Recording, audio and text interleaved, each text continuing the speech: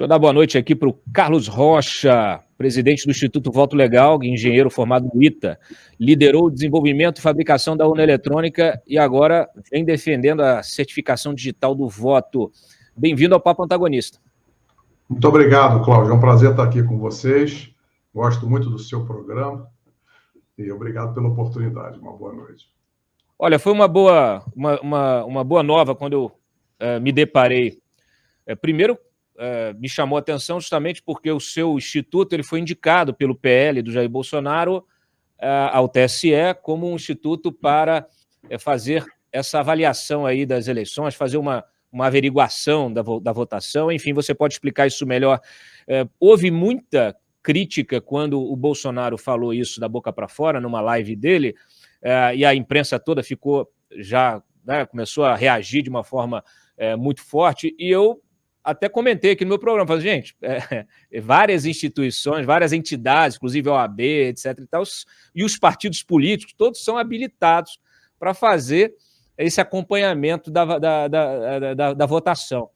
E aí me chamou a atenção, porque eu fui me debruçar aqui sobre o seu trabalho, e essa sua defesa da certificação do voto, certificação digital do voto, tem tudo a ver com algo que eu sempre venho falando no meu programa, que é você olhar para frente, quer dizer, você precisa sempre, se há qualquer questionamento, qualquer dúvida em relação ao sistema eletrônico de votação, não quer dizer que tenha fraude, mas quer dizer que a percepção de transparência e de segurança, ela talvez não seja 100% como a gente gostaria. Então, o que a gente pode fazer para melhorar essa percepção? E você vem com uma solução tecnológica que é simples, barata, e eu sempre comentei ela aqui, falei assim, gente, não vamos falar de voto impresso, vamos usar a tecnologia que está aí disponível para dar mais essa percepção de segurança do voto. Então, primeiro, eu quero que você traga essa questão da certificação e depois a gente toca no tema do PL e das eleições de 2022. Perfeito. Bom, como você bem disse, nós temos no Brasil um ecossistema de certificação digital muito robusto, que nasceu lá com a medida provisória 2.200. E, logo no artigo 1º, esta lei cria a infraestrutura brasileira de chaves públicas, que é a chamada ICP Brasil, e define que o objetivo desse ecossistema é garantir autenticidade, integridade e, muito importante, a validade jurídica do documento eletrônico. Até hoje, da legislação vigente e também nas resoluções do TSE para as eleições desse ano, continuam existindo cédulas em papel, que são usadas em pequena quantidade, mas existem dois tipos de cédula essas cédulas estão regulamentadas na lei. Existe uma cédula de cor branca para votar em candidatos proporcionais e uma cédula de cor amarela para votar nas eleições majoritárias. E nessa votação em papel, inclusive, o eleitor ele vai à mesa, pega uma cédula, vai na cabine e vota para os candidatos proporcionais, volta, coloca aquela cédula na urna de lona, pega outra cédula, vota nos candidatos majoritários e deposita. Nos parece que a maneira mais natural, mais simples, amigável ao eleitor é criar documentos eletrônicos para cada voto, que serão registros digitais individuais, como a lei define. A lei define um registro digital de cada voto. Então, na nossa opinião, isso é claro que é um registro individual. E para que esse registro tenha validade jurídica, ele deve ser criado na forma de um documento eletrônico, usando a certificação digital da ICP Brasil. Nos parece muito natural. Isso surgiu numa conversa entre colegas engenheiros do ITA, a gente procurando dar uma solução diferente, inovadora, porque estava surgindo lá em 2020, no meio da pandemia, aquela polemização, muito polarizada. A gente, pessoal, baixa a bola, traz aqui para a camada técnica, que a gente sempre dá uma solução técnica mais simples, mais barata e que pode resolver o problema. Foi assim que nasceu essa solução. Excelente. Agora sim, o teu instituto, explica um pouquinho sobre a criação dele. Existe uma resolução, inclusive do próprio TSE, que garante essa fiscalização, não é? Assim, a lei que define a prerrogativa do partido já é lá de trás. Quando o Congresso aprovou a lei, depois teve um ajuste, acho que foi em 2001. Então, a lei, que é a 9504, ela diz que a Justiça Eleitoral vai realizar a votação e totalização em sistema eletrônico, define que a urna vai usar assinatura digital para fazer o registro digital de cada voto, e um pouquinho depois, no artigo 66, diz que os partidos poderão constituir um sistema próprio para fiscalizar todas as fases da votação, da apuração e o processamento eletrônico da totalização dos resultados. Nas leis, nas eleições, todas as eleições, em geral, no final do ano anterior, em dezembro, o TSE publica uma resolução que regulamenta os procedimentos da eleição. E assim foi no ano passado, tem a resolução agora de dezembro de 2021, e lá, antes das eleições de 2019, antes das eleições de 2020, também o TSE publicou essa resolução. E analisando isso, para ver como é que a gente poderia contribuir, percebemos lá que uma das entidades que foram listadas como possíveis habilitadas a contribuir nesse processo de fiscalização estavam institutos como entidades sem fins lucrativos. Aí nós conversamos, bom, vamos criar, então, uma associação privada sem fins lucrativos, exatamente para preencher essa orientação do TSE e a gente poder contribuir no processo. Foi assim que surgiu a ideia. Deixa eu te perguntar uma coisa. Que tipo de fiscalização é possível fazer hoje com o sistema atual? Quer dizer, qual será exatamente o trabalho de vocês na forma prática nesta eleição, agora que vocês estão indicados pelo PL para fazer isso? Olha, toda vez que a gente vai fazer um trabalho técnico de auditoria, auditoria não é uma atividade de conflito, auditoria é uma atividade construtiva de colaboração, onde se busca aprender como é que estão funcionando os processos e os componentes do sistema, se identificam conformidades para validar o que está feito da melhor forma e, eventualmente, surgem não conformidades, onde a gente aponta isso para quem conduz o sistema e é comum a gente apresentar recomendações técnicas para o aperfeiçoamento. Como esse tema ele está muito aquecido, né, o que a gente pretende fazer é, uma vez credenciados pelo TSE, a gente vai sentar com eles, vamos combinar um cronograma que seja viável para eles dentro desse prazo, que é um prazo curto, e vamos sugerir que seja convidado um time técnico do Tribunal de Contas da União, que é muito qualificado, eles têm toda a metodologia. Nós vamos ser responsáveis por fazer auditoria técnica, mas a gente gostaria de usar os instrumentos de fiscalização que são comuns e são amplamente usados pelo Tribunal de Contas. E, basicamente, você começa fazendo um levantamento, que é onde, no fundo, a gente vai aprender com o TSE quais são os aspectos funcionais e técnicos que, no entender deles, são tomados para poder atender aos requisitos legais e às melhores práticas. E também a gente faz uma análise de conformidade, que é chamada de auditoria de conformidade. A gente vai propor para eles um checklist, dizendo, olha, esse item aqui, a lei diz isso, a norma técnica diz aquilo, vocês estão atendendo? Se já estão atendendo, como é que vocês estão atendendo? E aí a gente vai registrando isso num relatório. Vale destacar que o TSE tem outros procedimentos de fiscalização ligados a um aprofundamento do código, ligado àqueles testes públicos de segurança, onde eles trazem hackers aí, profissionais para tentar invadir o sistema. Esse não é o nosso processo, não será a nossa abordagem. Nós não temos nenhuma intenção de mergulhar no código. Isso é algo que seria interessante que fosse feito num processo de certificação independente. A gente vai sugerir 3 conversas preliminares. Uma com o Inmetro, para que TSE, Inmetro e uma sociedade setorial, que é a ABRAC dessa área, que possamos conversar e dizer, TSE, olha, é assim que o mercado faz certificação independente. Que tal vocês olharem para isso? Porque isso vai trazer tranquilidade, vai trazer robustez à transparência e vai fortalecer a imagem do TSE. Né? Organizações privadas, elas chamam várias empresas especializadas para fazer auditoria contábil, auditoria ambiental, auditoria de segurança da informação, porque isso fortalece a imagem da empresa. Hoje, no setor privado, por exemplo, ESG é mandatório. Qualquer empresa grande que tem ação na Bolsa, ela faz os procedimentos, porque isso aumenta o valor da empresa percebido pelos acionistas e pelo mercado, né? Então, só para esclarecer, que tem muita gente no chat aqui que está curioso para saber o seguinte: vocês vão fazer algum tipo de recontagem dos votos? Não está no nosso escopo ainda, né? O nosso escopo inicial, a pedido do Partido Liberal, é que a gente faça uma análise, faça um diagnóstico, faça uma auditoria de conformidade e apresente um relatório técnico mostrando o que está conforme e o que eventualmente pode melhorar. E, se eles eventualmente assim desejarem, nós vamos propor melhorias, né? Você mencionou algumas ideias técnicas que a gente tem artigos publicados. Vale destacar que no ano passado nós tivemos 2 vezes no TSE.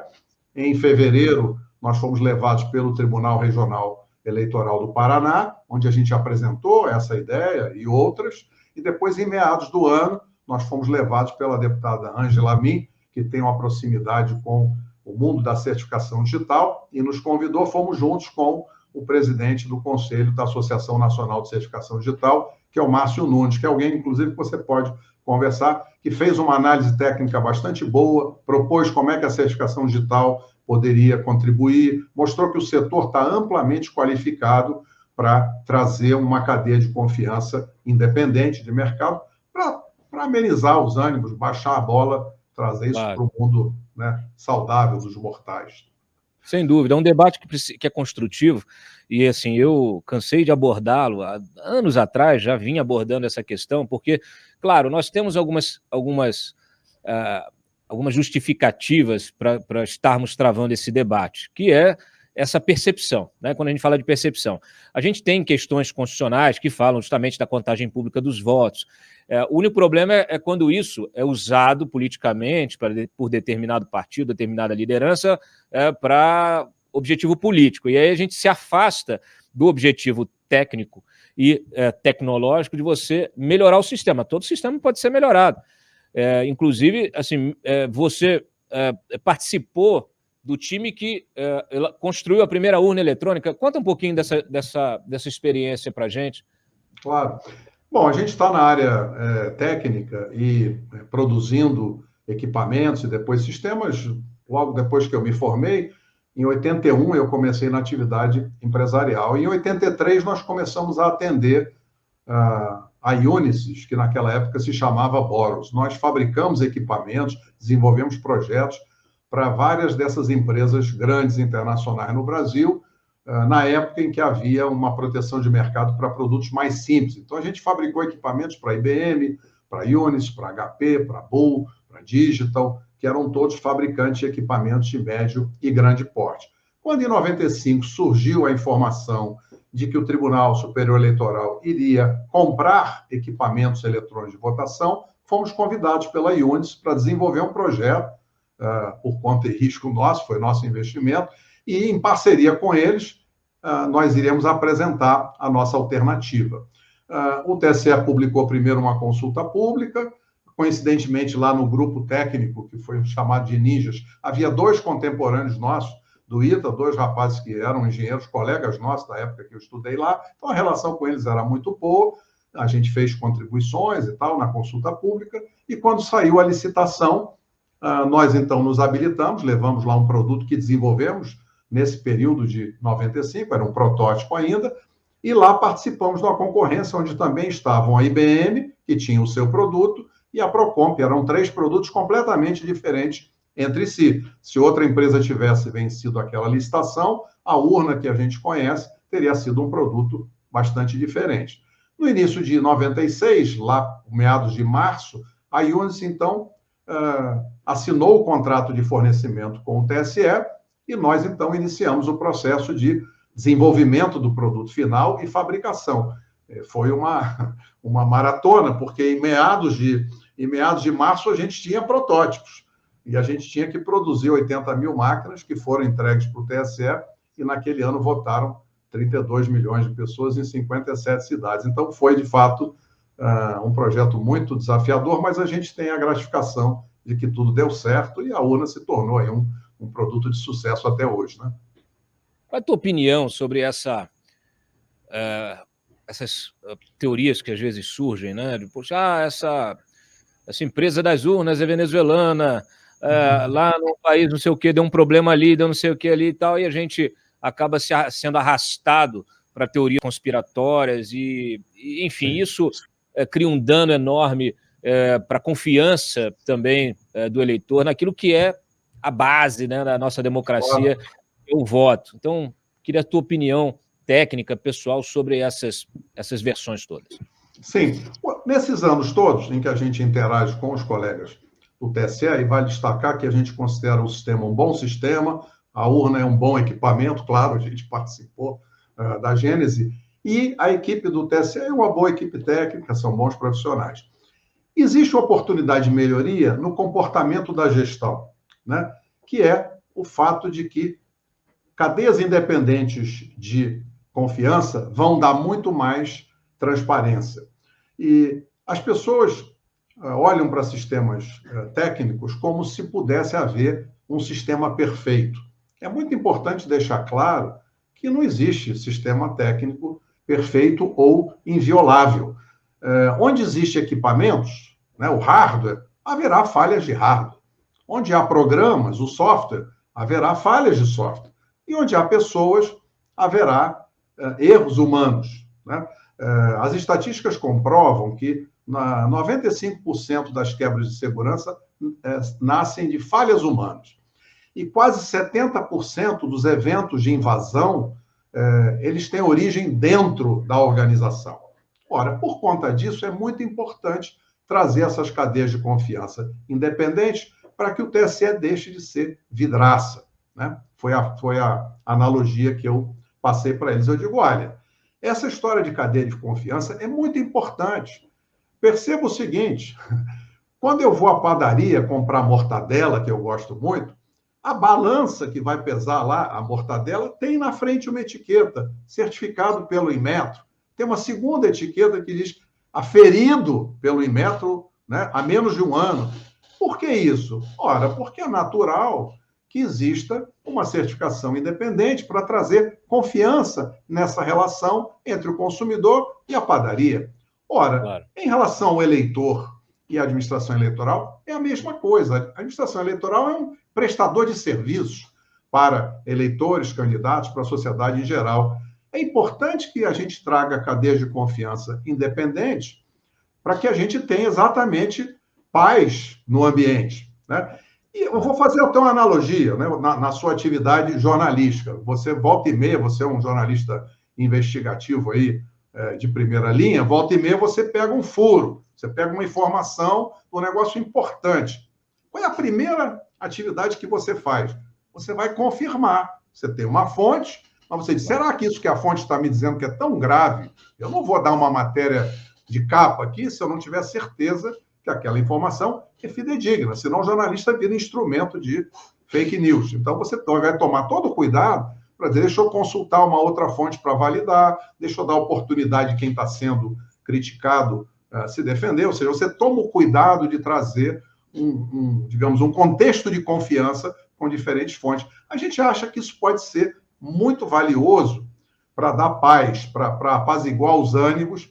E, assim, o nosso trabalho de fiscalização, ele vem com essa missão, que é trazer experiência, né? A gente já tem uma jornada aí, já sou jovem há mais tempo, e os companheiros do meu grupo também, a gente acha que a gente pode trazer essa tranquilidade, essa ponderação, né, para apaziguar os ânimos. Como é que foi esse processo? O partido procurou vocês procuraram o partido oferecendo? Como é que foi isso? Vou contar para você. Nós temos um interlocutor que é o ex-ministro astronauta Marcos Pontes. Marcos Pontes é colega formado no ITA, mais novo, e, por acaso, tem um amigo comum da turma dele, que trabalhava com ele no Ministério, mas é do Ministério de Carreira, e que é meu amigo também de muitos anos. E aí, quando começou a esquentar esse assunto, evidentemente entrou na agenda do presidente, um dia eu recebo um telefonema desse colega e disse, olha, o ministro quer conversar com você. Esse tema é um tema importante, eu conheço você, sei que vocês estão trabalhando no assunto, você não quer vir aqui? Eu falei, claro. E aí marcamos, eu fui a Brasília, fui muito bem recebido pelo Pontes, e ele foi muito... O Pontes é uma pessoa inteligente e um jeito muito assim, simples. Ele disse, olha, esse assunto está na agenda do presidente, está aquecendo, tecnologia do meu ministério, eu preciso conhecer esse assunto. Explica para mim, porque eu não entendo nada disso. Eu disse, puxa vida, muito obrigado. E aí batemos um papo, muito agradável e tal, e eu voltei para São Paulo. Dias depois ele disse, olha, o presidente está interessado e eu queria que você, então, trabalhasse com o meu time, a gente quer fazer um documento técnico de referência, e aí criou-se lá um grupo técnico, e alguns colegas nossos do ITA participaram desse grupo, o Ministério chamou gente da ABIN, do ITI, de outras áreas, e o Ministério, então, fez um relatório técnico que trouxe essas sugestões que eu estou comentando aqui por alto com você, mas tem coisas mais aprofundadas, mas basicamente essa é a essência da certificação. O Pontes, então, depois me contou, olha, apresentei para o presidente, ele gostou, achou interessante, vai dar sequência aí. E meses se passaram. E agora, depois que ele saiu do Ministério, ele se tornou pré-candidato, coincidentemente pelo PL. E aí, ele me contou que numa dessas conversas lá, perguntaram, ele disse, olha, conversa com o Rocha lá, que é colega nosso, que tem uma boa experiência nesse assunto, pode ajudar. Foi assim, foi ele que sugeriu. E aí, depois o presidente Valdemar da Costa Neto me ligou e disse, olha, recebemos referências suas do ministro Pontes e a gente queria conversar, você pode vir aqui contar o seu trabalho? A gente foi lá e apresentou essa proposta técnica, ele achou interessante, e estamos aqui agora aguardando que o TSE faça lá o processo administrativo natural, para que a gente possa sentar com eles e combinar. A gente já tem uma história, em 2016, quando o ministro Gilmar era presidente do TSE, ele enfrentou esse dilema. Tinha a lei recém-aprovada, dizendo, precisa imprimir o voto. Isso. Aí ele virou lá para o time interno falou, presidente, não vai dar tempo de fazer, não. Aí alguém que me conhecia disse, chama o engenheiro aqui, que lá em 96 eles fizeram um negócio que também não dava tempo. A gente fomos lá, foi muito bem recebido pelo ministro Gilmar, achei muito positivo, ele reuniu uma série de pessoas, uma quantidade grande de pessoas, conversamos e tal, e disse, olha, presidente, era bom fazer um projeto, independente de como é que essa coisa evolui, faz um trabalho técnico. E ele gostou da sugestão, fez lá um projeto e a urna, foi feito um protótipo, o TSE tem lá um protótipo de urna com impressão do voto, enfim. Então, eles me conhecem, a gente tem uma relação de trabalho comum aí, técnico, e de admiração mútua, creio eu, né?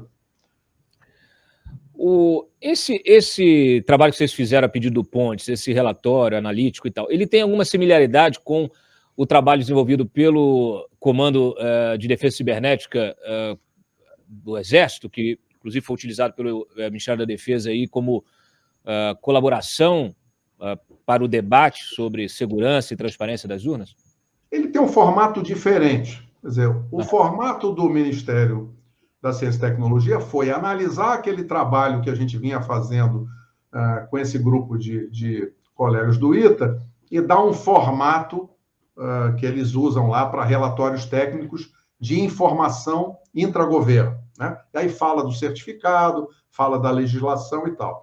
O trabalho dos colegas do Comando de Defesa Cibernética, ele foi diferente, porque o Ministério da Defesa foi convidado a participar da Comissão de Transparência Eleitoral, e aí fizeram o trabalho deles, né? O general Heber lá pediu o time fez a análise e apresentou. Eu cheguei a receber consulta da nossa visão, porque tem pessoas lá que me conhecem, fizeram perguntas, por que a gente estava propondo certificado digital, quais eram as oportunidades que a gente sugeria, a gente deu ênfase na importância da auditoria de controle externo, porque isso traz transparência, vai trazer tranquilidade ao processo, né? O auditor, ele vem sempre com a função construtiva. O que foi interessante no trabalho do Comando de Defesa foram algumas sugestões que têm a ver com as preocupações que a gente tem trazido, que são, eles recomendaram que sejam adotadas medidas para permitir a verificação do voto, para permitir a confirmação da contagem do voto.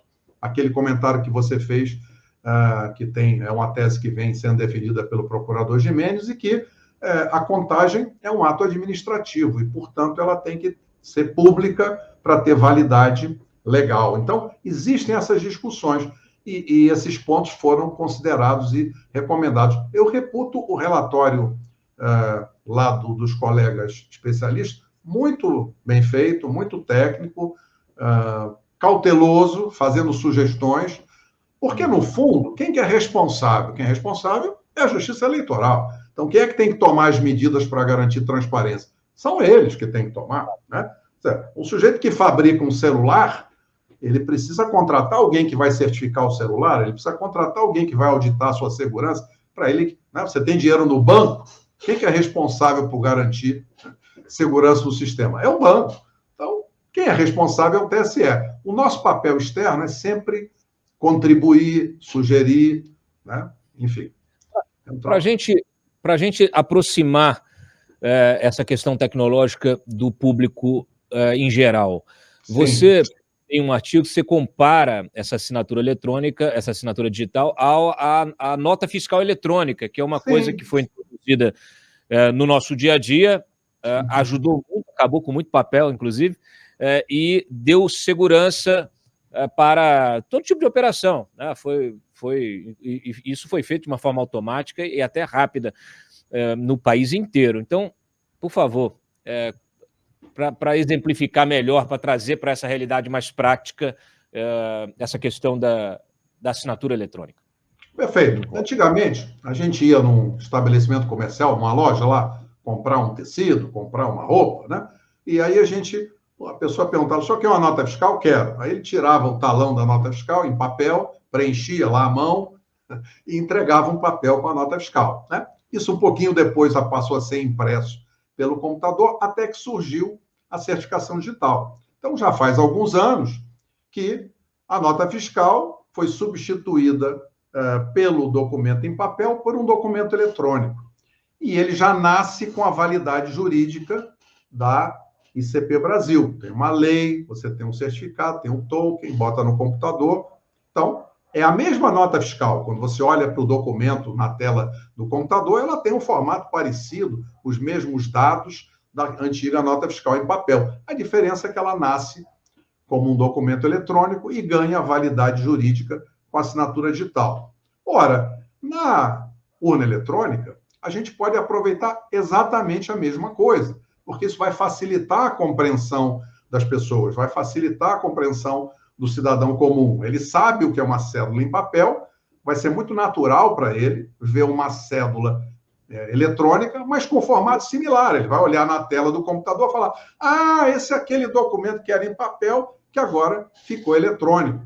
Então, a gente sugere que isso seja aproveitado, porque vai dar tranquilidade. Hoje você tira, por exemplo, o título de eleitor eletrônico, ou a carteira de motorista eletrônica. Agora temos o novo RG eletrônico. Todas as vezes que surgem esses documentos, claro, tem algum embelezamento aqui e ali, mas para a pessoa comum, ela olha e ela vê lá a carteira de motorista, ela vê o RG, ela vê o título de eleitor, a carteirinha do clube, né, do torcedor.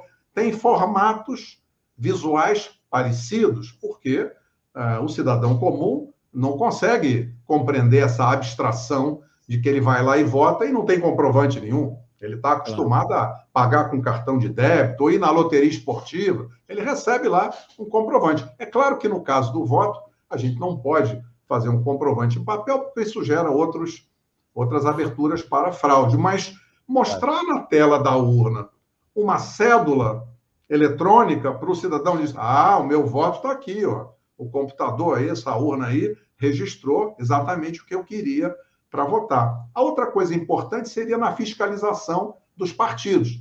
Lá o presidente do partido diz: como é que eu faço? Tem lá um fiscal em Ponta Grossa, outra lá em Caruaru. Eu quero dizer, não, fiscaliza aí a sessão, porque ligou, parece que tem um problema. Como é que ele fiscaliza? Se a gente tiver um documento eletrônico, poderia ser uma coisa simples. O mesário coloca a urna em modo fiscalização e vai lá o fiscal e diz: bom, vamos ver os 100 votos aí, os 200 votos, que ele vai ver na tela da urna, como ele veria cédulas em papel, no caso de uma contagem manual de cédulas em papel, que existe hoje. Ou seja, se for feita uma fiscalização da contagem manual de cédulas em papel que estão previstas para essa eleição, como é que vai ser? O fiscal vai chegar lá perto, está até escrito na lei, não pode chegar a menos de 1 metro de distância, mas ele tem que poder ver a cédula. Por que no eletrônico seria diferente? É muito mais simples de mostrar para as pessoas se for parecido, né? E no caso de uma necessidade de uma recontagem, por exemplo, como é que ela se daria? Olha, o documento eletrônico hoje, né? Aliás, eu estou aqui assistindo né, o vídeo do seu programa. Coincidentemente, tem aqui do lado direito um QR Code, né? Exato. Esse QR Code tem a orientação. É para você assinar o e o antagonista mais. Exatamente. Que é o quê? Que é exatamente uma ferramenta eletrônica de interação. A gente, hoje, o boletim de urna, no final da sessão eleitoral, tem lá um QR Code. Da mesma forma, cada voto em documento eletrônico poderá ter um QR Code, como a urna, como a nota fiscal tem, como qualquer documento eletrônico tem lá o seu código de validação. E claro que uma recontagem não seria 100%, seria estatística. Então, a gente imagina que seria possível mostrar para o fiscal de partido os votos de uma determinada sessão eleitoral. Ele poderia tirar uma foto com o celular dele, poderia ler o QR Code daqueles votos e aí validar a certificação. Existem métodos naturais que a tecnologia oferece, né? E esse exemplo aqui do QR Code na sua tela está ótimo, que é exatamente algo parecido, que faz parte do nosso dia a dia e as pessoas são capazes de compreender. De novo, é claro que tudo isso tem que ser definido por quem conduz a eleição, por quem é responsável pelos sistemas, que é a Justiça Eleitoral. Nosso papel vai ser sugerir. Minha última questão. Qual é o custo de implementação disso? Ou, sei lá, uma estimativa, né? Naturalmente. Sim. Custo e tempo de implementação. Seria um processo rápido? Daria para fazer para essa eleição? Como é que é? Bom, eu acho que sim. Hoje em dia, um certificado digital, quantidade 1, você vê na internet, custa aí de 100 a 200 reais. Mas numa quantidade muito grande, vai custar uma fração disso. Vamos imaginar aí que custasse, 25, 30 reais. Você está falando de 500 mil urnas, você está falando em 15 milhões de reais. Num processo que custa alguns bilhões, a gente acha que seria um valor bem investido para trazer tranquilidade. Uma boa notícia é que se você for no site do TSE e você procurar certificação digital, existe uma matéria do ano passado que diz: urnas eletrônicas contarão com a certificação digital da ICP Brasil. Então, não é algo novo, é algo que o TSE já está fazendo e as urnas já contam com a certificação digital, segundo a informação do site do próprio TSE. O que poderia ser feito? Bastaria um pequeno ajuste no programa que faz a coleta do voto, para que, na sequência, ele, além de gravar lá na forma como ele grava hoje, ele gerasse um documento eletrônico com validade jurídica usando esse certificado digital que já está lá, segundo o TSE. Então, não me parece que haja nenhum desafio técnico grande. E o próprio procedimento do TSE pressupõe que nesse período agora dos próximos 100 dias, até, se não me engano, 2 de setembro, é possível aperfeiçoamento nos programas. Está dentro do procedimento do TSE.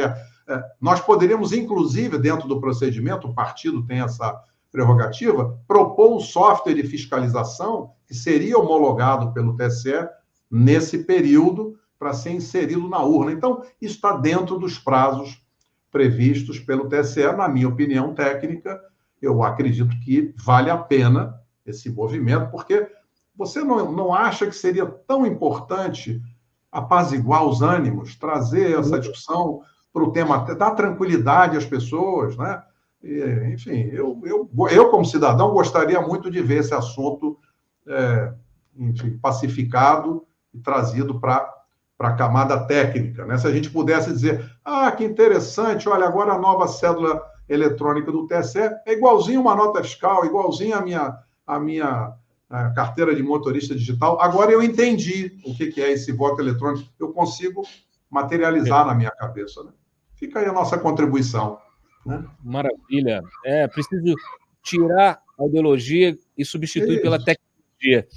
Isso. Carlos Rocha, Puxa, vou recomendar aqui a entrevista também ao Alexandre de Moraes, ao Edson Fachin, até o Jair Bolsonaro. Muito obrigado pela sua participação aqui no Papo Antagonista. O programa permanece aberto para novas conversas. Muito obrigado. Quando tiver novidades, eu aviso vocês. E aí vamos estar aqui para esclarecer qualquer demanda que surja. Muito obrigado, um prazer grande. Parabéns pelo programa. Excelente. Uma boa noite.